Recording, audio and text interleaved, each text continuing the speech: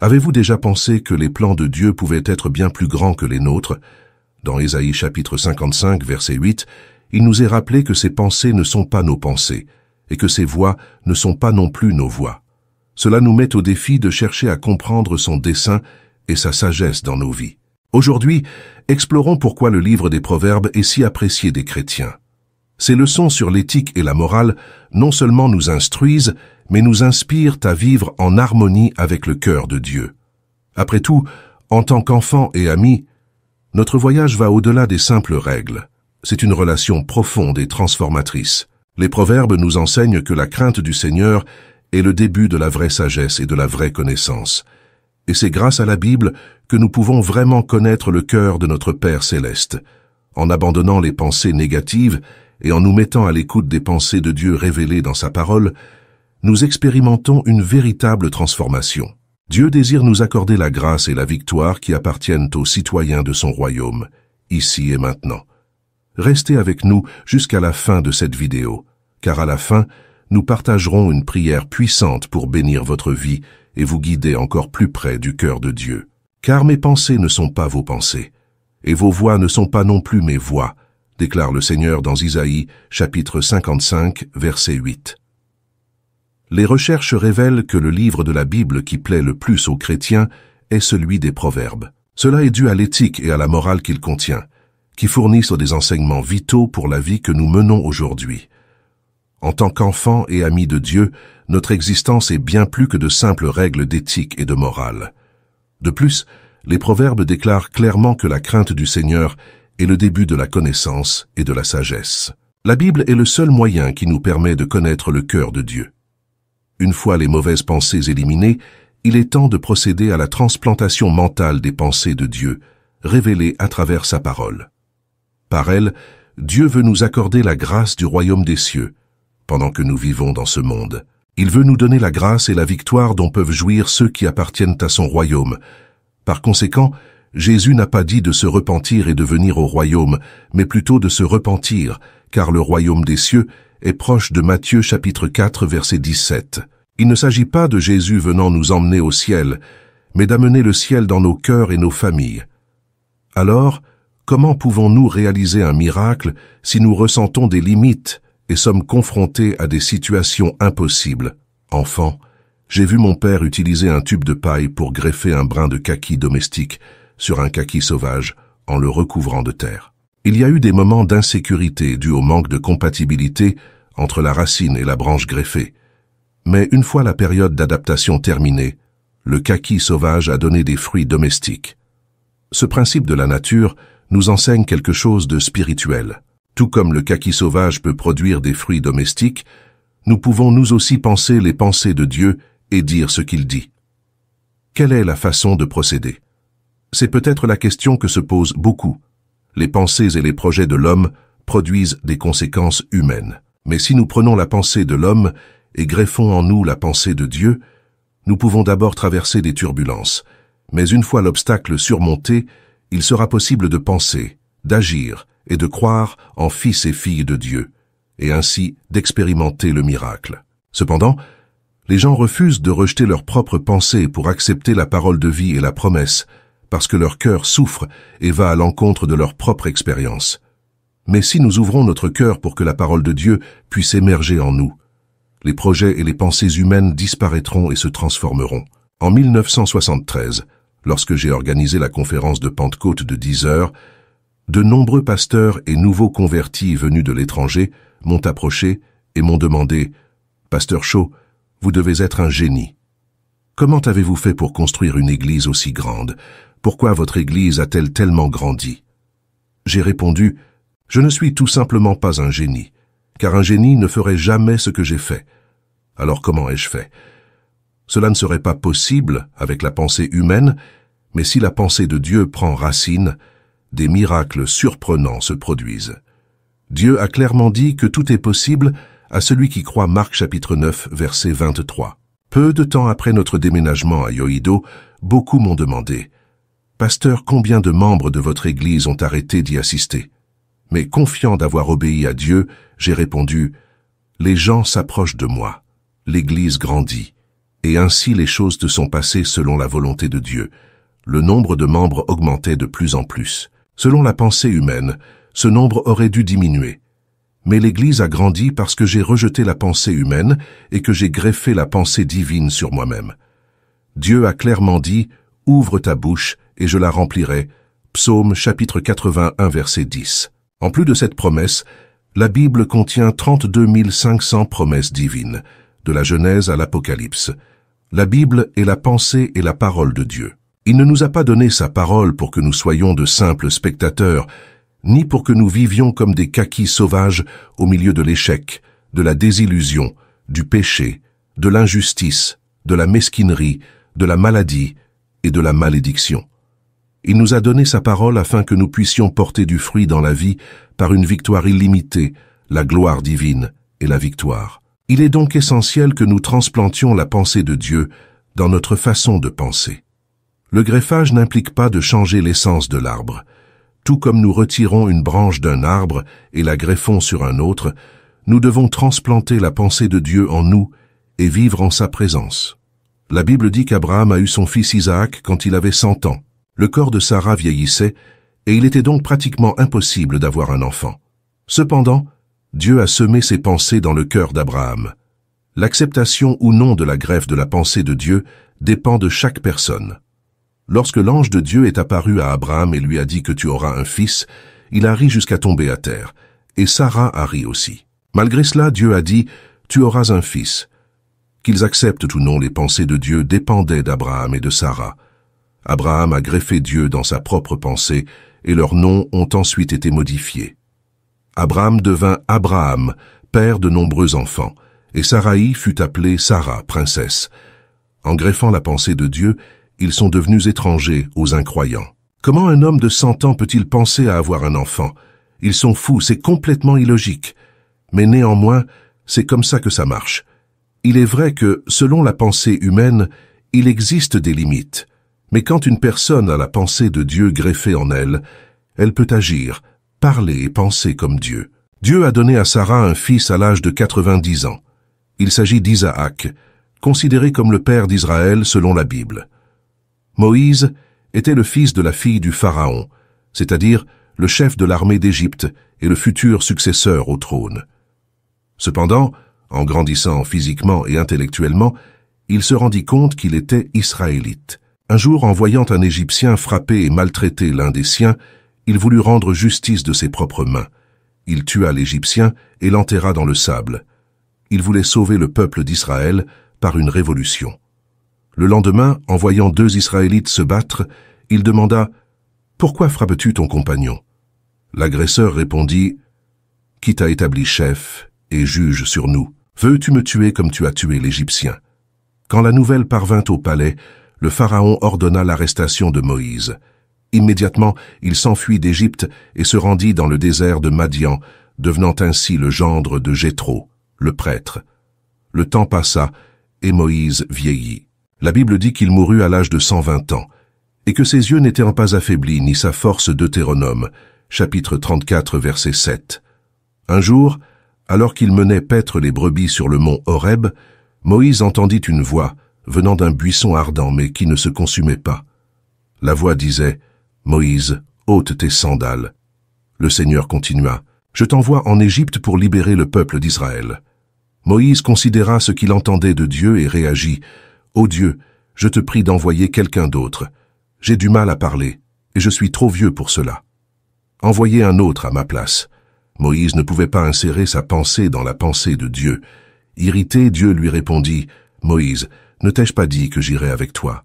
Finalement, Moïse rejeta sa propre pensée et inséra dans son esprit la pensée de Dieu.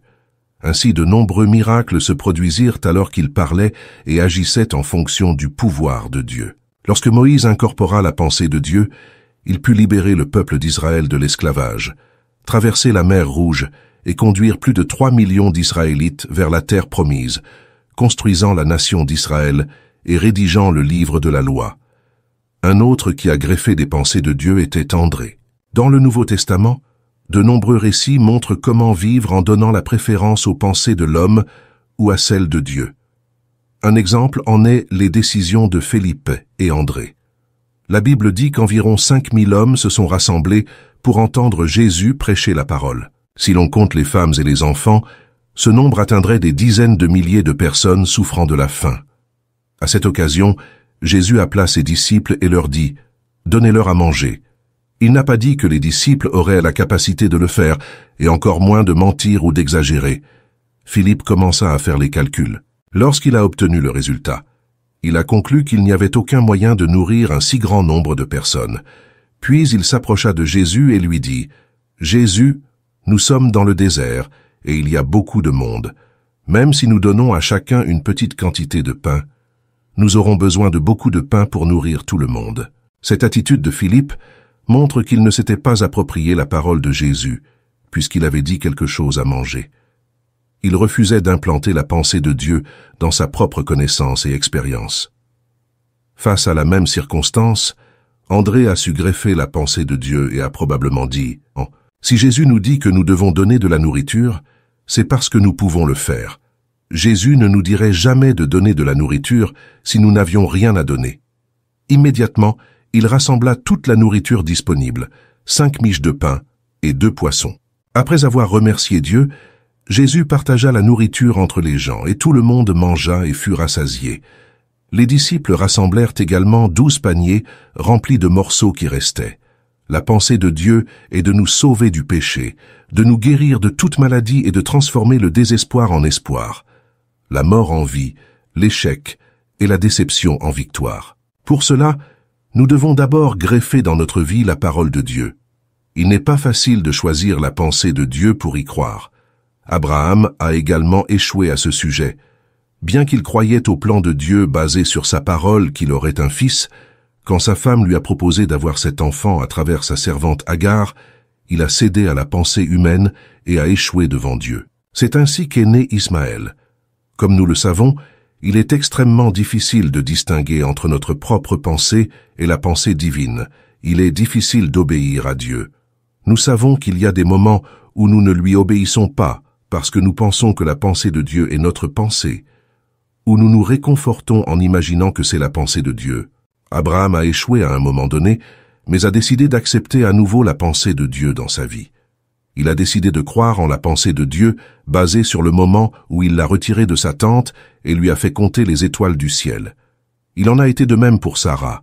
Elle a décidé d'accepter la pensée de Dieu, bien qu'elle sache qu'elle ne pouvait pas concevoir et avoir un enfant.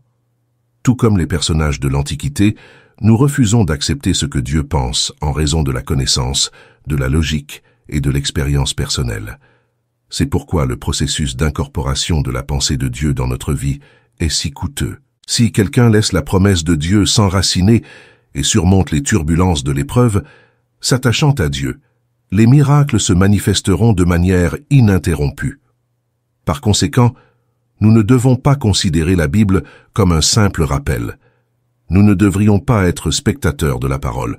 Laissons-la être greffée dans notre vie. Alors, nous expérimenterons le miracle de vivre comme Dieu. Maintenant, comment faire pour profiter du ciel dans mon cœur? C'est peut-être une question pour beaucoup de gens. Le terme grec « métanoïa », qui se traduit en français par « repentance », signifie « changer complètement la pensée du cœur et l'émotion ». En d'autres termes, nous pouvons laisser le ciel régner dans notre vie et notre famille si nous changeons simplement la direction de notre cœur et notre façon de penser. Par conséquent, repentez-vous des pensées négatives et pleines de frustration, des pensées qui vous font reculer, qui disent que tout est fini. Changez la direction de l'émotion et de l'esprit. Laissez la parole du Seigneur croître en vous, et le ciel sera alors à votre portée. Jésus a dit « Prenez garde que personne ne vous séduise ». Marc chapitre 13, verset 5. Le royaume de Dieu ne vient pas de manière visible. On ne dira pas « le voici » ou « le voilà », car voici le royaume de Dieu est au milieu de vous ou en vous. Luc chapitre 17, versets 20 à 22. Ainsi le royaume de Dieu est en nous. Il opère dans les situations qui nous entourent et les transforme en royaume des cieux. Un homme marchait, et soudain, il vit quelques enfants puiser de l'eau sale pour la purifier. En levant les yeux, il vit qu'en amont de cette rivière, il y avait un cochon en train de se baigner. Évidemment, les enfants n'étaient pas au courant de cela. Alors l'homme leur dit « Laissez tomber, les enfants. Si vous voulez nettoyer l'eau, vous devez d'abord nettoyer le cochon qui se baigne là-haut dans la rivière. Nous devons agir de la même manière dans la situation dans laquelle nous vivons. Dans le mariage, l'amour s'estompe, des conflits surgissent, les enfants empruntent de mauvais chemins, les choses ne vont pas bien, et les membres de la famille souffrent de maladies et de douleurs, ce qui remplit notre vie d'eau sale. Nous essayons de la prendre d'un puits, mais lorsque nous le faisons, nous voyons que l'autre puits s'est également rempli d'eau sale, et nous finissons dans la désillusion. Comment résoudre ce problème? La Bible dit dans les Proverbes chapitre 4, verset 23, « Par-dessus tout ce que tu gardes, garde ton cœur, car de lui proviennent les sources de la vie. » Nous devons nous repentir et changer le cours de notre pensée négative et destructrice, et incorporer la pensée de Dieu et la parole de Dieu dans notre cœur, afin que la pensée divine règne dans notre vie et transforme tout l'environnement en royaume des cieux. Nous pouvons expérimenter le miracle si nous greffons simplement la parole de Dieu dans notre cœur. Chaque parole qui sort de la bouche de Dieu ne retourne pas à lui sans effet, mais elle accomplit ce pourquoi il l'a envoyée, selon Ésaïe chapitre 55. Par conséquent, lisez et étudiez la Bible.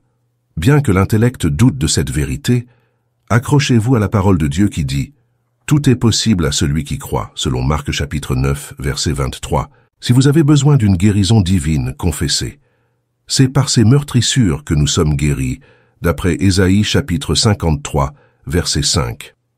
Et pour jouir d'une santé physique, permettez que la parole qui dit « Apportez toutes les dizaines à la maison du trésor, afin qu'il y ait de la nourriture dans ma maison.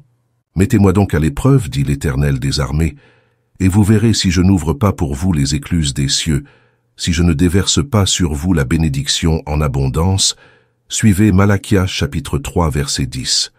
Explorez la pensée de Dieu à travers sa parole, ce qui permettra que dans votre vie se produisent de nombreux fruits de bonheur. Que le méchant abandonne son chemin et l'homme mauvais ses pensées.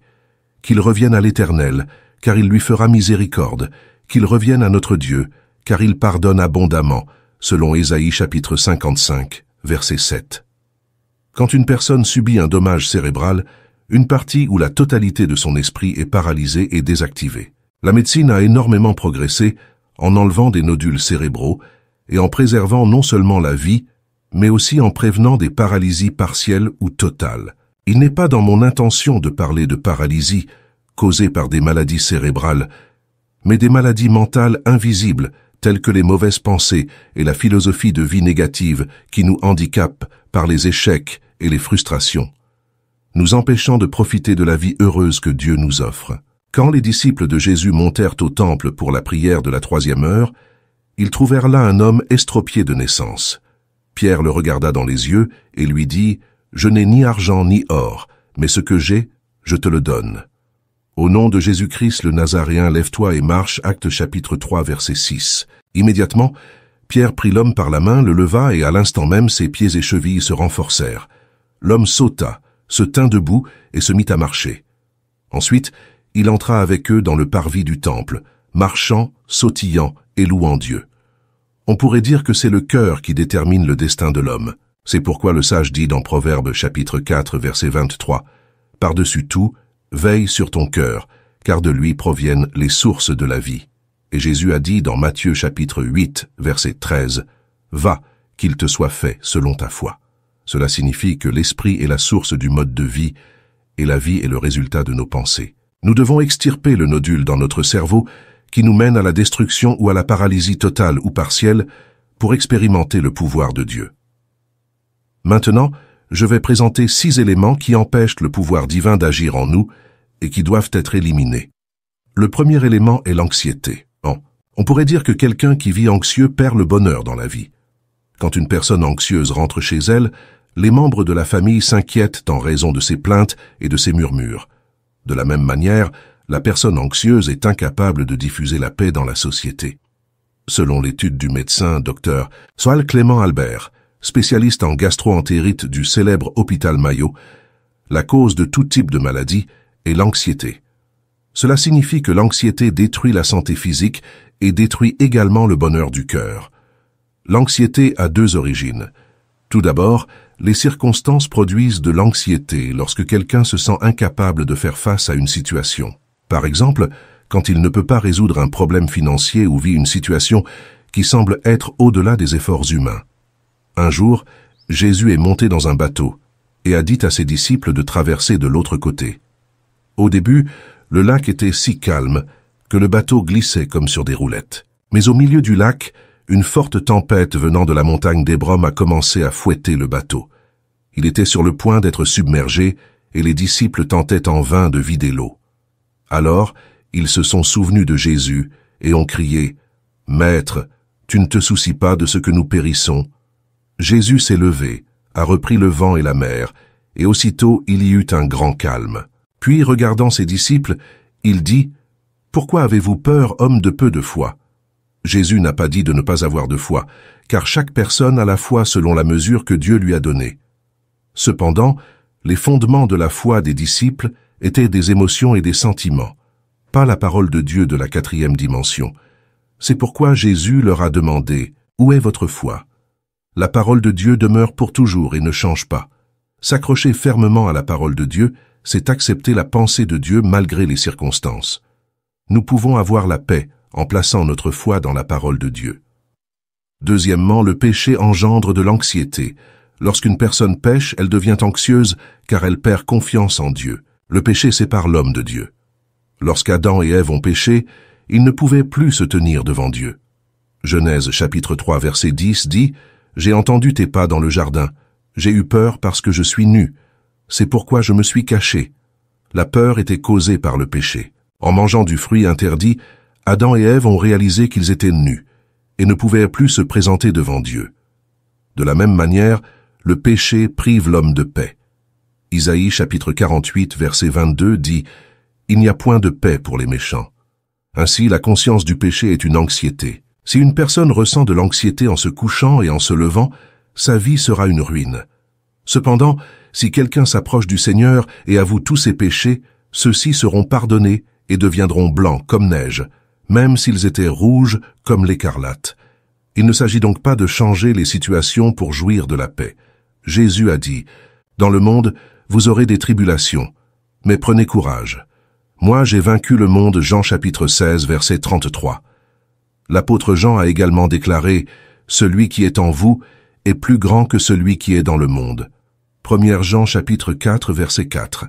Par conséquent, malgré les circonstances, mettons notre foi dans la parole de Dieu. C'est la solution pour nous libérer de toute anxiété qui essaie de détruire notre vie. Le deuxième élément est la solitude. La solitude à laquelle je fais référence n'est pas celle causée par les circonstances. Par exemple, si vous prenez le temps de prier à la montagne et d'être seul avec Dieu, ce n'est pas de la solitude. La solitude se caractérise par le sentiment d'être seul et est caractérisée par l'égocentrisme, le désir de recevoir sans donner et l'indifférence au bonheur des autres. Lorsqu'une personne devient extrêmement égocentrique et ne montre aucun intérêt pour les autres, elle devient têtue et froide. Évidemment, personne ne sera réceptif à quelqu'un qui adopte ce comportement. Cela amène les gens à devenir encore plus repliés sur eux-mêmes dans leur solitude, les menant à leur propre destruction. Dieu n'a pas créé l'homme pour qu'il soit un être solitaire. Dans Genèse, chapitre 2, versets 18 à 24, le Seigneur dit qu'il n'est pas bon que l'homme soit seul. Je lui ferai une aide semblable à lui. C'est pourquoi l'homme quittera son père et sa mère et s'attachera à sa femme, et ils deviendront une seule chair. En chinois, le mot « homme » est représenté par des caractères formés de deux traits qui se soutiennent mutuellement, c'est-à-dire deux personnes formant une unité. Ainsi Jésus a prié le Père en disant « Notre Père qui es aux cieux », car ce n'est pas le dessein de Dieu que l'homme soit seul. Même dans la mission de prêcher l'Évangile, Jésus a envoyé ses disciples deux par deux. L'apôtre Paul a toujours été accompagné, d'abord par Barnabé, puis après une dispute avec lui, il s'est joint à Silas et Barnabé à Jean-Marc. Par conséquent, celui qui se considère saint et juste et aime être seul n'est pas un vrai saint, il est plutôt égoïste. Nous devons nous défaire de la solitude de notre cœur, qui ne fait que détruire nos vies. Au troisième élément est l'indécision. La foi sans les œuvres est morte. Quand quelqu'un doute et hésite entre une chose et une autre, il montre qu'il est une personne indécise. La personne indécise se caractérise par un manque de responsabilité et finit par rencontrer des échecs et des erreurs. Fréquemment, dans la vie quotidienne, le pasteur doit parfois agir comme un agent immobilier, car les gens s'approchent et demandent « Pasteur, pourriez-vous me présenter à quelqu'un ?» ou « Je veux que vous me présentiez à quelqu'un ». À ma surprise, cela ne s'est produit qu'une seule fois. Si une personne n'arrive pas à se décider alors qu'elle a encore la possibilité de choisir son futur conjoint, elle restera à jamais célibataire dans ce monde. Il n'y a pas d'homme parfait, ni de femme parfaite. D'abord, nous devons nous marier pour ensuite nous adapter à notre conjoint. De nos jours, par manque de décision, des opportunités se présentent et se perdent en raison de l'indécision avec laquelle on aborde la vie. Tout au long de ma vie, je n'ai jamais vu une personne extraordinairement intelligente avoir accompli de grandes choses. Les soi-disant intelligents réfléchissent trop et disent « Nous devons écarter cette possibilité, ce n'est pas encore le moment d'agir sur ceci ou cela. Le temps passe, et finalement, ils ne font rien. Ainsi, nous pouvons vaincre si nous nous éclaircissons et avançons. Certains membres de mon Église sont venus me voir et ont demandé « Pasteur, pensez-vous qu'il serait bon pour moi d'émigrer vers un autre pays ? Ou que pensez-vous si je démarre une nouvelle entreprise? Dois-je continuer à faire ce que je fais? » Face à cette situation, je conseille simplement « S'il vous plaît, ne me demandez pas de décider à votre place. Allez sur la montagne de la prière et invoquez Dieu. Il vous montrera sûrement le chemin à suivre. En cas de doute ou d'incertitude, nous devons nous accrocher à Dieu et lui demander de tout cœur de nous guider. Alors, Dieu nous aidera à prendre la bonne décision. Le livre de Jacques, chapitre 1, versets 6 à 8 dit « Mais qu'il demande avec foi sans douter, car celui qui doute est comme une vague de la mer qui est poussée par le vent et ballottée de l'un à l'autre. » Autre partie. Qu'un tel homme ne pense pas qu'il recevra quelque chose du Seigneur. Un homme au cœur double est instable dans toutes ses voies. L'indécision est terrifiante dans tout ce que vous faites. Le Seigneur dit qu'il ne bénira pas les indécis. Libérez-vous de l'indécision avec la pensée de Dieu. De cette façon, vous réussirez dans votre vie. Le quatrième élément est la colère. Nous avons tendance à nous mettre très facilement en colère, tant à la maison qu'au travail. Je pense que l'une des principales raisons à cela est que nous ne comprenons pas à quel point la colère est destructrice. La colère est nocive non seulement pour notre santé, mais aussi pour notre âme, car elle nous aveugle. Lors d'une conférence, le célèbre anatomiste anglais John Hunter a déclaré que la colère s'apparente au suicide. Peu de temps après la présentation de sa thèse, il a eu une vive dispute avec certains étudiants qui l'écoutaient et qui n'étaient pas d'accord avec ce qu'il défendait. Cela l'a tellement mis en colère qu'il a subi une crise cardiaque et est mort sur le coup. Les paroles de John Hunter ont eu un impact énorme en raison de sa mort tragique. Être dégoûté, c'est comme cracher en l'air, puisque la colère se retourne contre soi. La Bible dit que la colère humilie une personne et la rend ignorante. La sagesse de l'homme lui donne la patience. Sa gloire est d'ignorer les offenses. Proverbe, chapitre 19, verset 11. Un homme patient fait preuve d'une grande compréhension, mais un homme impatient fait preuve de folie. Proverbe, chapitre 14, verset 29. De plus, la colère nous sépare de la joie de Dieu, car être dégoûté, c'est commettre le mal en présence divine. À l'heure actuelle, de nombreuses familles sont déchirées par des paroles pleines de colère. Il est conseillé de parler pacifiquement, dans un ton modéré, même en période de colère. Lorsque je dois conseiller des personnes ayant tendance à s'irriter facilement, je dis « Lorsque vous vous sentez sur le point de vous mettre en colère, baissez la voix et parlez lentement. Si votre épouse a commis une erreur grave, ne criez pas. Au lieu de cela, parlez doucement et calmement.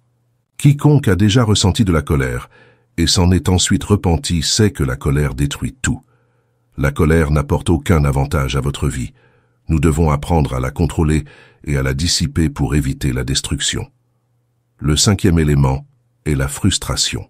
Une personne qui échoue et a des pensées négatives, qui parle et agit de manière négative, est certainement quelqu'un rempli de frustration. Une personne frustrée ne vit pas de manière créative. C'est simplement un pessimiste avec une image de soi de découragement et d'échec. En coréen, il y a des expressions négatives qui sont courantes et spontanées. Nous disons souvent « je meurs de faim, je meurs de bonheur, je meurs de découragement », entre autres. Ces expressions tuent l'âme. La musique séculière peut aussi être pessimiste et frustrante. Dieu ne nous bénira pas si nous passons notre temps à nous plaindre et à prononcer des paroles négatives. La Bible dit « Tu es enlacé par les paroles de ta bouche, tu es pris par les paroles de tes lèvres. » Proverbe, chapitre 6, verset 2. Cela souligne l'importance des paroles dans notre vie. Par conséquent, si nous parlons des paroles négatives, nous vivrons sous l'ombre de la frustration. J'ai reçu de nombreuses lettres de l'intérieur du pays. Si le contenu est négatif et frustrant, je ne réponds pas. Mais si la personne qui a écrit la lettre montre de l'espoir malgré la frustration et le panorama décourageant, je prie pour elle et fais tout mon possible pour l'aider. Quelle est la différence entre une personne réussie et une personne échouée? Les réussites ne montrent pas de frustration face à un échec éventuel, ils se relèvent rapidement. En revanche, les personnes échouées manifestent de la frustration, se découragent et croisent les bras. La clé du succès dans la vie réside dans le courage et le fait de ne jamais se décourager. À 70 ans, le colonel Sanders avait une dette de milliers de dollars et s'est déclaré en faillite. Il a été tellement affecté qu'il a été hospitalisé et ne pouvait pas dormir. Cependant, une matinée, il a entendu un hymne disant « Ne t'abandonne pas, Dieu te protège. Repose-toi sous ses ailes. » Comme un somnambule, il s'est dirigé vers l'endroit d'où venait le chant, une petite église. Il a trouvé une vieille dame chantant courbée devant l'autel. Sa voix semblait celle d'un ange. À ce moment-là, il s'est repenti et a donné sa vie au Seigneur, éprouvant une grande paix, celle que seuls ceux qui marchent avec Dieu connaissent. Avant sa faillite, Sanders était propriétaire d'une entreprise. Il a décidé de laisser derrière lui son passé et de recommencer. Il a surmonté l'adversité en ayant confiance en Dieu et en suivant la guidance du Saint-Esprit. Il a commencé à vendre du poulet frit et de nos jours, il est un millionnaire mondialement connu. Voici l'histoire de Sanders, plus connu sous le nom de KFC. De la même manière, nous devons nous débarrasser de la frustration qui nous mène à l'échec. Au sixième et dernier élément est l'abandon de soi. Actuellement, les histoires de criminels sont devenues des films. L'histoire de Choi Young-hoon, qui s'est échappé de prison avec un groupe de collègues, est maintenant sur un écran géant sous le titre « Holiday ». Ces films nous aident à voir la société sous un autre angle, mais la philosophie de vie du « ce qui doit arriver » arrivera des protagonistes n'est pas édifiante.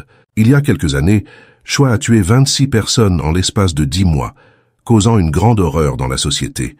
Depuis son enfance, Choi a eu un accident qui l'a laissé orphelin, et la pauvreté l'a poussé à voir la vie de manière sombre. Après diverses détentions et le divorce de sa femme, il a tout abandonné et est devenu un assassin. C'est une histoire tragique de conscience d'abandon de soi.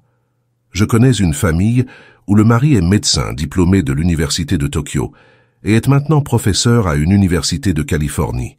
Sa femme est également professionnelle. Malgré quelques divergences d'opinion, ils se sont émotionnellement séparés et finalement, le mari a commencé à délirer, pensant que sa femme voulait le tuer, c'est pourquoi il dormait avec un couteau à côté du lit. Pouvez-vous imaginer une femme dormant à côté d'un homme avec un couteau à côté du lit? Cela a rendu la femme folle. Heureusement, le message a été transmis par mon intermédiaire, et ils ont accepté Jésus comme leur Seigneur. Ils sont sortis de l'abandon de soi et ont finalement retrouvé la stabilité familiale. Nous devons nous débarrasser du venin de l'auto-abandon. Le Seigneur Dieu a placé l'homme dans le jardin d'Éden pour qu'il en prenne soin et le cultive. Le jardin d'Éden est notre cœur. Dans l'Antiquité, la source de la vie était à Éden. Mais aujourd'hui, la source de la vie est dans notre cœur. Dieu nous dit de prendre soin de notre cœur. Nous devons ancrer nos pensées dans la parole de Dieu pour préserver notre cœur. Le succès et l'échec ne dépendent pas du destin. Nous pouvons être heureux si, par la pensée de Dieu, nous éliminons les 6 tumeurs du cœur. L'anxiété, la solitude, l'indécision, la colère, la frustration et l'auto-abandon. Que vous puissiez trouver de la force en Dieu, dans la parole de Dieu et dans la prière pour éliminer de votre vie, au nom de Jésus-Christ, tout ce qui entrave le pouvoir de Dieu, le pouvoir divin d'agir dans votre vie. Dieu aimant et tout-puissant, nous nous adressons à toi en ce moment avec des cœurs humbles et dans le besoin. Nous savons que dans la vie, nous sommes confrontés à des défis qui peuvent te sembler écrasants et à des moments où nous nous sentons découragés. Nous reconnaissons que ton pouvoir transformateur est toujours présent pour ceux qui te cherchent avec sincérité et foi. Comme ceux qui ont trouvé du réconfort en ta présence dans les moments de désespoir, nous te demandons aussi d'expérimenter ta paix qui dépasse toute compréhension. Accorde-nous la force de faire face aux difficultés avec courage et détermination. Aide-nous à maintenir l'espoir et la confiance en ton plan parfait pour nos vies. Nous te demandons spécialement pour ceux qui traversent des moments difficiles en ce moment. Accorde-leur ta paix intérieure, renforce-les dans leur foi et aide-les à sentir ta présence proche au milieu de leurs épreuves. Que nos vies reflètent ton amour et ta grâce à ceux qui nous entourent. Permets-nous d'être des porteurs de ta paix et de consolation, en étant des instruments de ton pouvoir transformateur dans le monde. Dieu miséricordieux, nous te demandons, Seigneur, d'entendre et de répondre aux demandes de prière qui seront laissées dans les commentaires de cette vidéo. Nous savons que tu es toujours prêt à répondre selon ta volonté parfaite et ton amour inépuisable. Que chaque personne qui crie à toi trouve réconfort, force et réponse en ta présence. Au nom de Jésus, Amen. Partagez cette vidéo bénie pour qu'elle puisse toucher et aider d'autres personnes comme vous et moi. Vous souhaitez approfondir encore plus votre foi et votre prière? Téléchargez notre e-book exclusif sur comment renforcer votre spiritualité de nos jours. Le lien se trouve dans les commentaires ci-dessous. N'oubliez pas de cliquer sur le bouton « S'abonner » si ce n'est pas déjà fait. Merci du fond de mon cœur de faire partie de notre communauté de foi. Si vous souhaitez soutenir un peu plus notre chaîne, envisagez de devenir membre de notre chaîne. Je laisse ici 2 autres vidéos pour que vous puissiez continuer votre voyage spirituel et votre croissance dans la foi. Merci et que Dieu bénisse tous. À bientôt.